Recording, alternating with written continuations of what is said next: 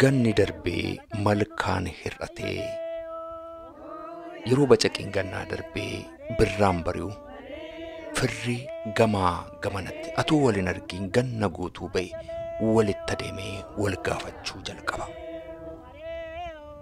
Waaqasaa bacaqii gannaatii gara booqa birraatti isa ceesiseefis walitti dhufee galata galcha. Wal argee waliin irreeffata. Yeroonsaa yeroo irreecha malkaati. Harka fuunee attam jirtu jaallatamtootaaf kabajamtoota daawwattoota keenyaa magaalaa Osloof naannoo isheetti kan argaman Oromootni waggaa waggaadhaan malkaa Soogansfaan jedhamee beekamutti wal ga'uudhaan ayyaana irreechaa waliin ayyaaneffatu. Ammas ayyaanni irreechaa inni bara 2022 ga'ee jira. Nutis malkaa Soogansfaan qarqara magaalaa Oslootti argamtu irra jirra. Sagantaa ayyaana irreeffannaatti ta'u akka kanatti isinii dhiyeessina. Nu waliin tura.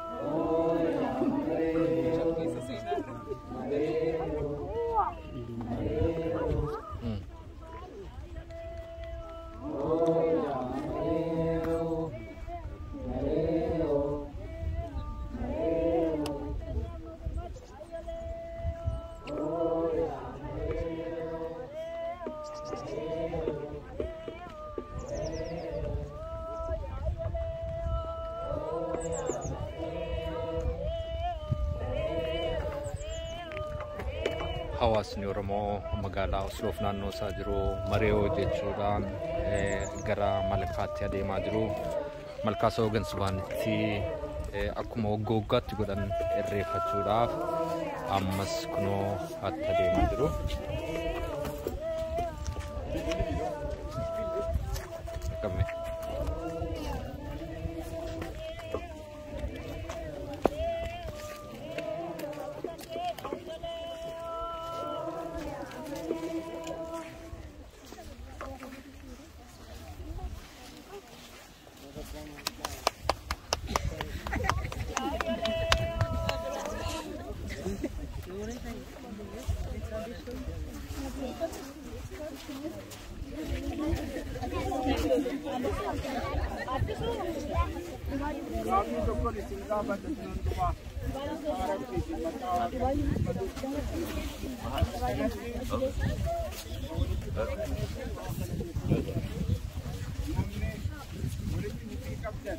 Rabbii jedhaati waaqaa jedhaati ani siif dhiise atillee naa dhiisi waliin jedha kan karaa kiyyaan ani sin namni natti mufate yoo jiraate rabbii jedhee dhiise natti mufate illee rabbii jedhaa naa dhiisa.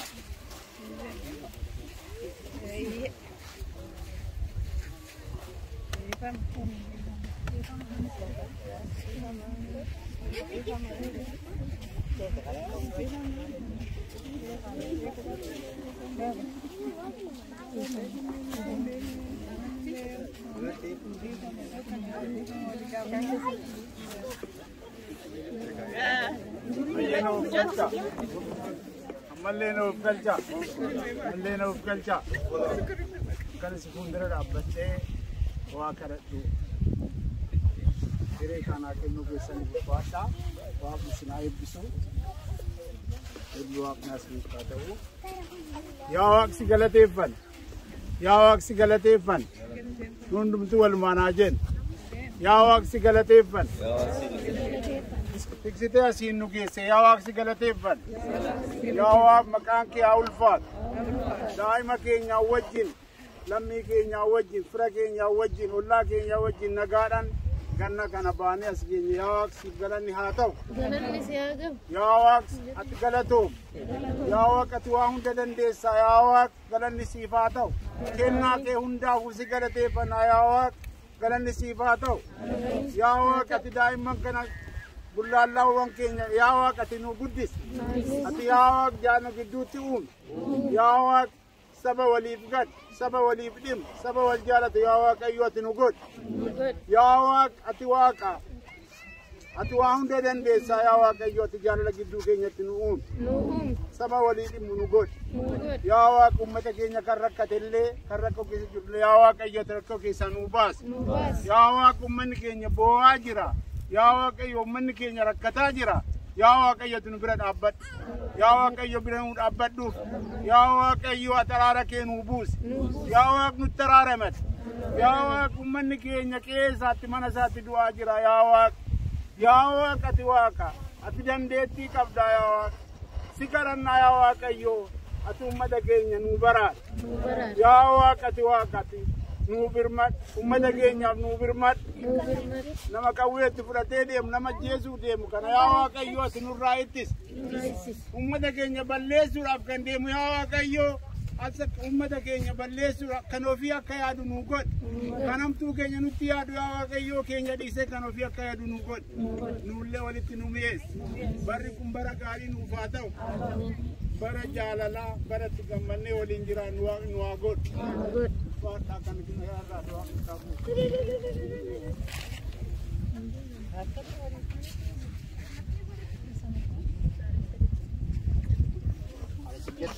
tola nunagau amanti nanagau rabbiin oggaa oggaanii fi asiin ga'e ammallee rabbiin guutuu waliin nu haa ga'u saba keenya bakka jirutti nagaa haa buusu ummata keenya ka beelaan dhumaa jiru ka waraanaan dhumaa jiru rabbiin nagaa haa buusu oromoo rabbi afaan tokko haa taasisu ijoollee teenya ilmaan teenya saba isaaniitiif qawwee qabatanii bosona oromiyaa keessatti lolaa jiran rabbiin mirga isaan haa oolchu mirga isaan haa oolchu adawii isaanirra isaan haa oolchu rabbiin isaan haa milkeessu oromoo rabbi afaan tokko haa taasisu rabbi afaan tokko haa taasisu amantiin gandaan gosaan ude waliin qoodin rabbi oromoo tokko haa taasisu rabbi oromoo tokko haa taasisu waan kadhanne mara rabbi nu haa dhaga'u rabbi nu haa dhaga'u kan itti hafe rabbi itti haa guutu nuuf kolcha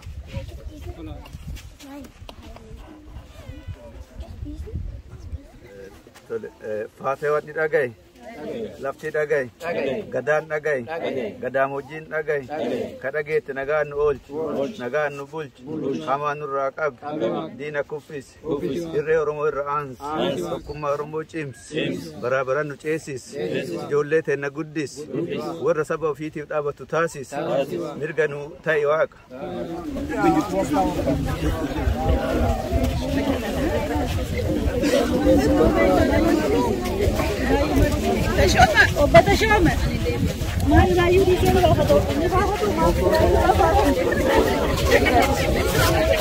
Hailu malee meeqammaa gochaa jirtu?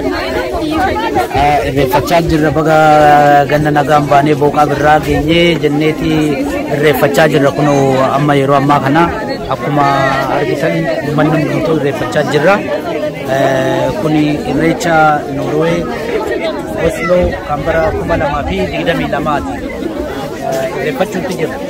Baay'een si galateeffadhaa Haayiluu akka kanaatti akka barreen gaddaa baranas immoo hawaasni Osloof naannoo ishee akkasitti irreeffachuu kanaa saalanaa qindeessee saba akkasitti walitti qabee waan irreeffachaa jiramuuf mee ayyaana irreechaa kana sababa gochuudhaaf maali dhaamsati saba keenyaaf dabarsitu? Akkuma beekamu uummanni keenya biyya adda addaatti faca'ee jiraatu akkuma haalli qilleensitti akkuma waan hunduu mijateetti irreecha bara baraan kabajaa jira. Nulleen warra sana keessa nama tokko irreecha Noorwee Oslootti kabajaa jirra.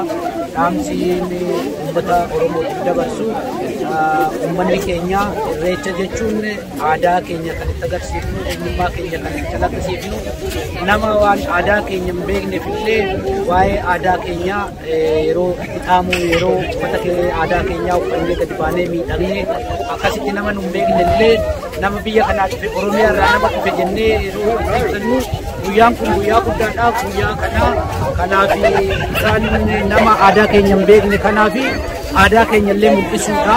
Kanaaf uummanni Oromoo bakkuma jirtanitti aadaa keessan guddisuudhaaf uummata aadaa keenya hin beekne eenyummaa keenya hin beeknee fi yaada akkasii dabarsuudhaaf bakka jirrutti jabaannee hojjechuu qabnaan jedha.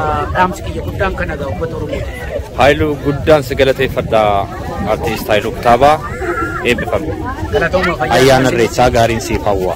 Nu maraaf haa ta'u uummata Oromoo maraaf ayyaana gaarii haa ta'u guyyaa gaarii qabaadhaa. Fugaaddisaa baga ayyaana irreechaa isa bara 2022 as magaalaa Osloof naannoo isaatti malkaa Soogansibaanitti ayyaaneffamaa jiruun si ga'een siin jedha.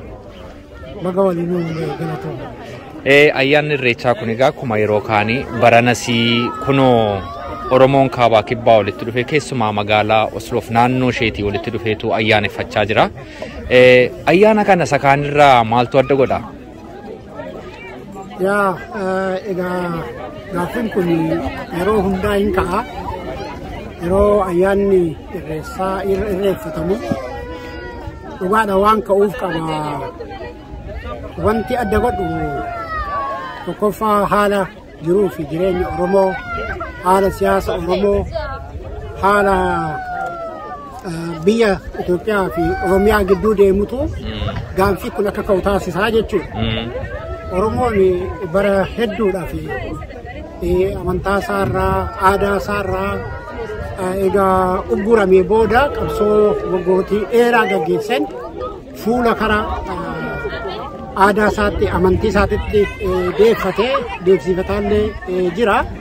Akkuma kana immoo haguma Oromoon sadarkaa ol guddifataa deemuun haala adda addaatiin duubatti harkaa deebi'aa jechuudha.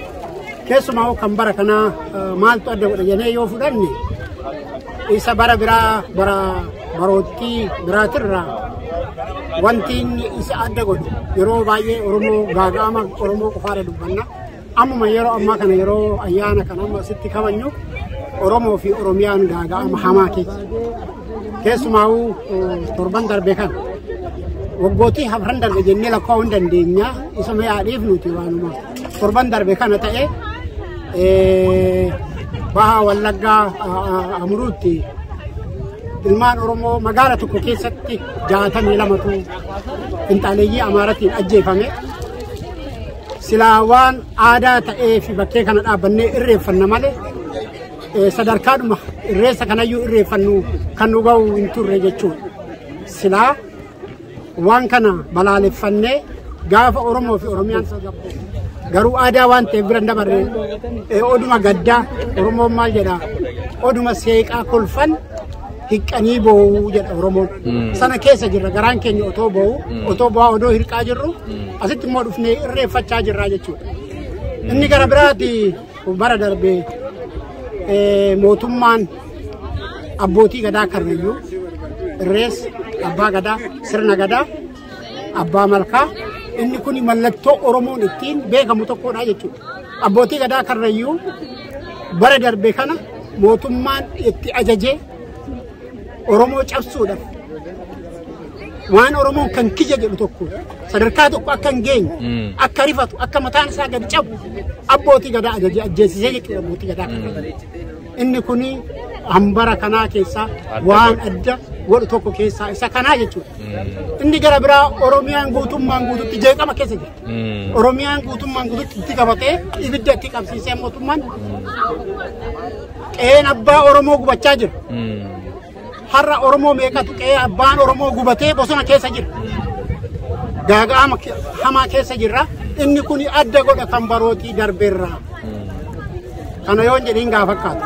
Guddaan si galateeffadha obbo Gaaddisaa. Mee teellaa solitti deebinee dhaamsa tokko tokko saba keenyaaf darbuu yoo jiraate walitti deebinee haasofna. Amma immoo gara nyaata aadaa kana deemnee isa immoo waraabnaa walitti deebina. Guddaan si galateeffadha.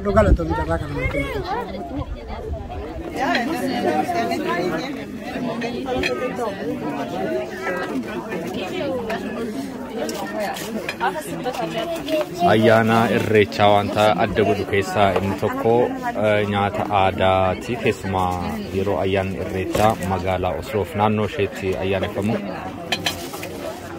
Oromootni naannolee garaagaraa irraa dhufan nyaata aadaa naannoo garaagaraa walitti fiduudhaan asitti dhadhamsiisu. Ammas kunoo nyaata aadaatu addana guutee jira. Mee waliin ilaallaa. Mee nyaati aadaa kun maal akka ta'e nutti himee abarraashee adde Alamitu eenyuun natti makana? Adde Alamitu hunda dura baga ayyaana irreechaa isa baranaan si geensiin jedha. Baay'een gammadaa baranallee kunoo akkasitti nyaata aadaa Oromoo bareedaa mi'aa dhiyeessitanii jirtu. Mee maali nyaati aadaa kun eessaa dhufee maal jedhama? Meesa kana keessumaa ijoolleen keenya warri biyya ambaa kana keessatti dhalatan baay'ee hin beekan waan ta'eef akka isaan irraa baraniif mee natti himaa meesa. Egaa nyaanni aadaa Oromoo akkuma beekamu baay'ee bal'aadha. Nuti sammuu keenyaatti akka biyya jirrutti hunda isaa yoo argachuu baanneef kan biyya keenyaa sun fakkeessinee hundumaa hojjenneerra waan hafillee hin jira jedhee too yaadu. Kuni daabboodha. Qamadii irraa hojjetama akkuma jiru kunis gosuma daabbooti gosa adda addaa goonee hojjennee kuni caccabsaadha. Xaafiidha. Xaafii diimaa irraa hojjetama inni. Xaafii diimaa goggoofamee sirriitti eenyu ta'e bullaa'eetiin dhadhaadhaan inni sirriitti laafeetu hojjetamu. Inni kun cororsaadha. Cororsaadha inni kun innis xaafii diimaa fi gubbaansa itittuudha. Dhadhaatu irraa cororfamee irra beetiin akkasitti hojjetama. Inni kun qinceedha. Qinceen immoo beektu Oromiyaan egaa gosa nyaata baay'eetiin badhaatuudha. Badhaatuudha. Garbuu siin qabdi kun immoo qinceedha. Garbuurraa hojjetama. Kunis cukkoodha. Cukkoonis bishaan hin tuquun beekamaadha. Dhadhaadhumaan bukaa'ee laafee inni jedheetiin goggogee ta'a. Garbuudhaanis garbuu akaawwii bassoosaa kaawwameetiin isuma. Kuni booka. Booka siin qabna. Kun immoo daabboo qoloodha. Qorii irma jennaani. Qorii kuninni kun garbuurraas qamadii irraas hojjetama. Dhadhaadhaan sukkufameetiin hojjetama innis. Kunis hin jira. Gosa dhugaatii gosa Oromoo dubartiin Oromoo hojjettu gosa baay'ee qabna. Maalin? Kuni booka. Kondooftuudha. Kuni kondooftuudha. Kana hundumaa dubartii Oromootu hojjeta. Safara hin qabne, hammaan hin qabne nuti harkumaan laallee jumaan laallee hojjenna malee akka biyya kanaa safarree maankaa meeqaa, burcuqqoo meeqaa, sinii meeqaa illee safarru. Nutumaan hojjenna tilmaamnee tilmaamaan hojjenna. Afaan yoo dadhabne malee salakkaanii miizana fakkaanii safara sun hin beeknu dubartiin Oromoo akkatti hojjetti. Bunnis hin jira, dhugaatiin hin jira, bookni hin jira, hundumtuu hin jira. Egaa irreechi quufaa, masqalli quufaa, nyaata dhugaa baga nagaa dhuftanii ayyaana nagaa siin jedha. Adde Alamitu guddaa galatoomaan isiniin jedha. Galatoomaan isiniin jedha. Waan irra buuftee yoo jiraate. Galatoomaa barobaraan yaadachuu keessanii isinis ulfaadha.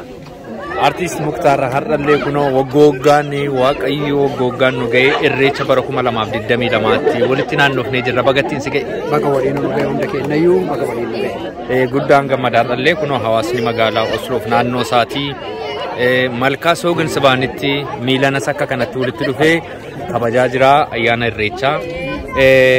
Ayyaana irreechaa isa kanarratti mee jalqaba dhaamsa saba keenyaaf dabarsitu maal qabda? Ayyaana Irreechaa kana uummanni Oromoo ayyaanni kun ayyaana uummanni Oromoo waggaa waggaan kabajatu. Asiqaa kana immoo ayyaanni kun kan uummanni Oromoo tokkummaa isaa, aadaa isaa irreessa qofa osoo hin ta'in eenyummaa isaa irratti ibsatu, aadaa isaa irratti mul'isu, saba tokko ta'uu isaa, aadaa akka qabu, afaan akka qabu, kan hunda cimsee waltajjii inni itti ibsatu jechuudha. Bakka ilmaan Oromoo jiran biyyarraa kaasee biyya addunyaa irratti faca'anii jiru marattuu jechuudha. Kanaafi irreeffachuu aadaa irreeffachuu qabu saniin alatti bu'aa guddaan inni qabu bara baraan keessattuu warri biyya ormaa jiraannu kun tokko ilmaan keenya akka aadaa keenyaa fi eenyummaa isaanii baratanii jaalatanii ittiin boonan nu gargaara. Inni lammataa immoo hawaasni keessa jiru biyya keessa jiru keessatti uummanni nu qubsiisee waliin qubannee jirru kun eenyu akka taane aadaa keenya akka baratu aadaa keenya akka beeku kanaaf carraa guddaa nu qaba jechuudha. Irreessi malkaa bu'anii irreeffatanii galuu qofa osoo hin ta'in mul'isuu yookaan beeksisuu eenyummaa uummata keenyaa saba keenya irratti bu'aa guddaa qaba. Kanaaf kan baranaallee akkanumatti gaggeessaa jirra jechuudha. Baay'ee gaariidha kun. Amma mee waa'ee guyyaa itti ayyaanni irreechaa kun ayyaaneffamu irratti haa dubbannu. Biyya keessatti amma ayyaanni irreechaa yeroo garagaraati kan inni kutaalee garagaraa bakka garagaraatti kan inni irreeffatamu.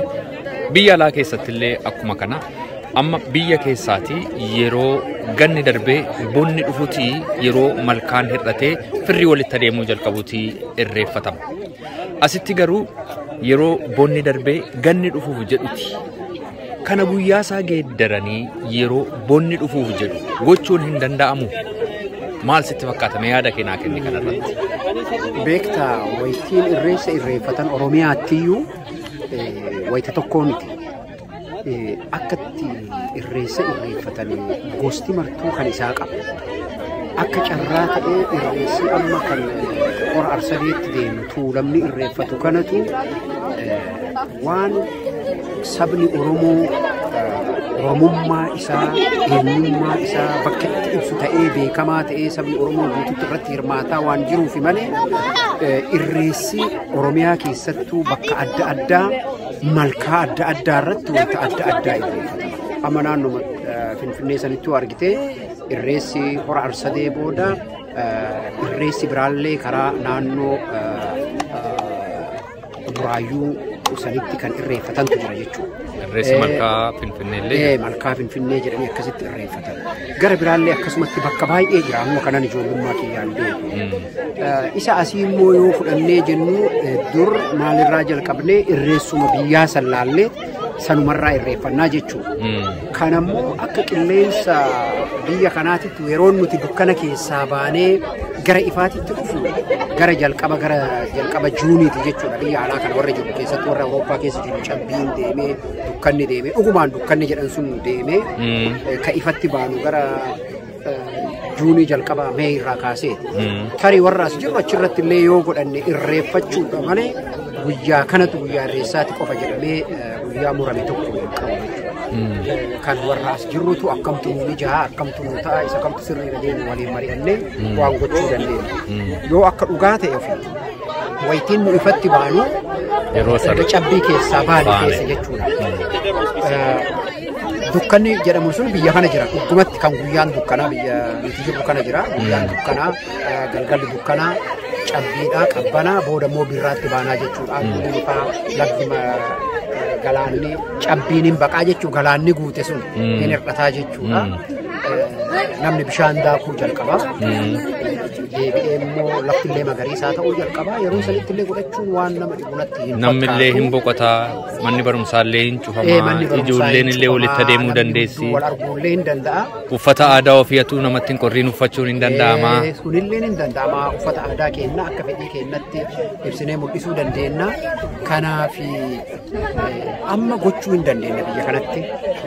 Warra as jirru warruma nama lama sadii taanee jalqabnee amma kuno nama itti baafnee ijoolleen keenya kan yeroo xixiqqoodhaan arginu warra kuno gurguddataniin waliin irreeffachaa jiranii kana ittuma jabeessina warra as jiru waliin mari'annee guyyaa isaallee guyyaa nu mijatutti murachuu hin dandeenna dirqama guyyaa warri biyyaa irreeffatan qofa waliin ta'uun hin qabu akka lafa jirruutitti goonee irreeffachuu dandeenya siin jedha kanuma kana nama siin jechuu barbaadu jechuudha. Artiist Muktaar Usmaan guddaan si galateeffadhaa egaa yaadate amma dhiyeessite kana warri ayyaana irreechaa biyya hambaa kana keessatti irreeffatan hundumtuu yaadaan qabanii irratti yaadanii guyyaa mijataa yeroo aduun ba'ee asiis immoo yeroo dukkanni darbee ifni dhufu akka inni ta'u nan abdadha. Sawwaggaa dhuftuun nu haga'uu guddaa galatooma. Galatooma isinilleen hedduu galatoomaa keessattuu ati bara baraan dhaamsa kennaa oolmaa kennaa akka uummanni beeku akka addunyaan beeku akka obboleewwan keenya ilmaan Oromoo biyya ormaa jiran sagalee keenya akka dhagahan ka biyya jiran akka nu dhagayan karaa miidiyaa keetiin ganna 20 ol biyya kanatti bakka marqaa kanatti dhufteen waliin dhaabbattee bakka adda addaatti saba kee wajjin dhaabbattee sagalee uummataa taatee uummata keetiif yeroo hunda miidiyaa kee waliin dhaabbataa turtee biyyarraa kaaftee atilleen galata guddaa qabdaa kanumaan itti fufi tokkummaa Oromoo tokkoomsuu Oromoo irratti hojjedhu rabbi si waliin haa ta'u galatoomsuu guddaa galatooma Muktaar.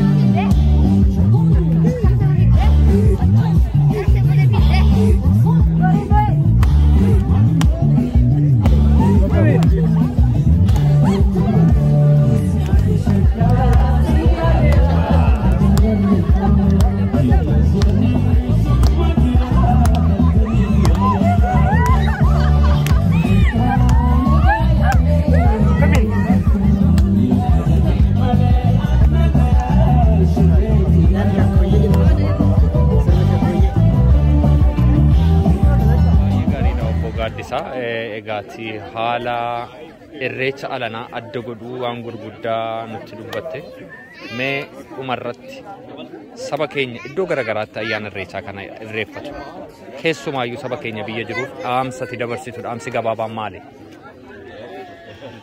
Dhaamsin sababa kanaan dabarsuu barbaadu uummata Oromoo addumatti Oromoo biyya alaa jiru biyya keessa jiru Oromoon amma caba hamaa hamileen isaa cabee jira. Hamilee isaa kan cabse waan lama. Inni tokko yartuu isaa gadiitiin qeesaa irratti reebamu ajjeefamu mana keessa gubachuu. Guyyaa tokkotti magaala tokko keessa akkuma duraan jedhe maatii 62 sanyii duguuguu jechuun sanyii duguugaan addunyaa irratti kan sadarkaa kan hin geenyetu jenosaayid jedhamee duguugaa sanyii jedhamee addunyaa irratti himu. Oromoon hagam yoo du'e duguugaa sanyii jenosaayid irratti gaggeeffama jedhamee akka himamu isa kana addunyaadhaaf anniisa. Inni kun Oromoon yoo ofii isaatiif hin iyyanne yoo ofii isaatiif addunyaatti hin iyyanne Oromoon akka guyyaa tokkotti halkan tokkotti akkanatti dhumaa jiru kun akkanumatti itti fufaa jechuudha.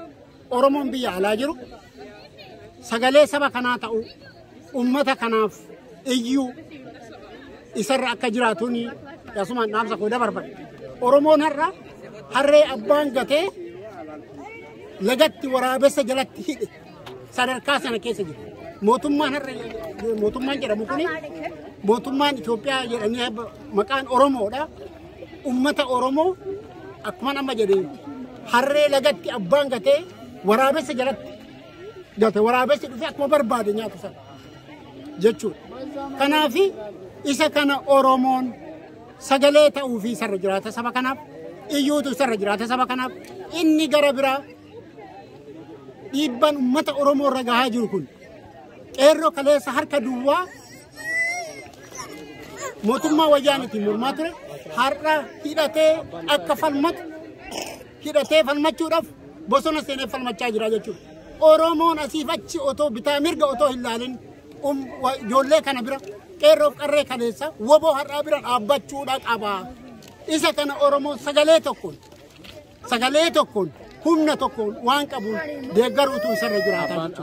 Yoo kana taane qofa kana keessaa baana. Har'a otoo Oromoon hidhatee naannoo sana jiraate umuruu keessa jiraate halkan tokkotti magaala tokko keessatti namni 64 bakka tokkotti mutuqiin dhaamu ture. Kan hidhate waan hin jirreef naannoo sana kan irraa waan hin jirreef mootummaan immoo haala kana mijeessee bineensa jalatti gatee waan deemeef bineensi carraa argateen itti as godaane akkasitti lafarraa dhuguu isa kana teenye ilaalla yoo taate atis Oromoon guut seenaan itti gaafata akka seenatti bara Minilik Oromoon akkas ta'e jedheetti mamaa miti kuni sanarra dachaadha bara kana keessa bara addunyaan wal keessa oolu kana keessatti Oromoon akkatti lafarraa duguugamuun seenaan itti nu gaafachiisa hunda keenya. Seenaa kana jalaa bahuudhaaf uummata kanaaf saba kanaaf sagalee ta'uutu nurra jiraataan jedha. Guddaan si galateeffadhaa obbo Gaaddisaa Rumichaa ibsa bal'aa fi waamicha bal'aa saba Oromoof dabarsiteef guddaa galatoomii si jedha.